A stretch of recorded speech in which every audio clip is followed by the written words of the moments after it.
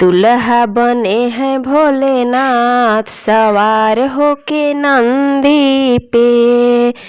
दुल्हा बने हैं भोलेनाथ सवार होके नंदी पे। खाए धतूरा और भांग सवार होके नंदी पे। नंदी के घुंघरू छम छम बोले।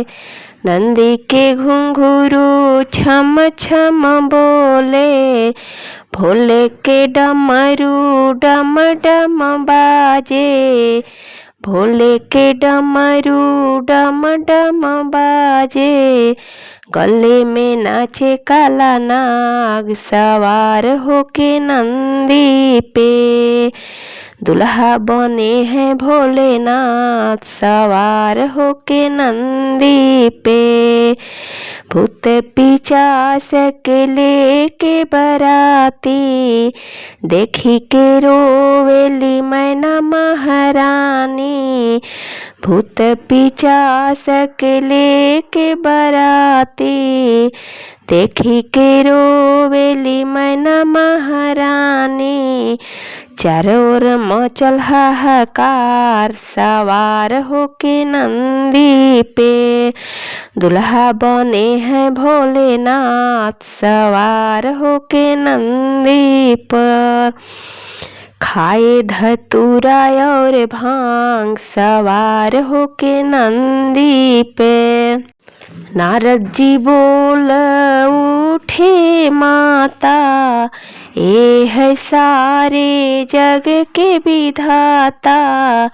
ये है सारे जग के विधाता। गौरा के खुल गए भाग सवार होके नंदी पे। दुल्हा बने हैं भोलेनाथ सवार होके नंदी पे। खाके धतूरा और भांग सवार होके नंदी पे। भोला जी पहुँचे मंडप आए। लगन देखो हो गई नारी। लगन देखो हो गई नारी। फेरे हो गए साथ सवार होके नंदी पे। दुल्हा बने हैं भोलेनाथ सवार होके नंदी पे। खाके धतूरा और भांग सवार होके नंदी पे। दुल्हा बने हैं भोलेनाथ सवार होके नंदी पे। अगर मेरा गीत पसंद आए तो लाइक सब्सक्राइब शेयर और कमेंट ज़रूर कीजिएगा।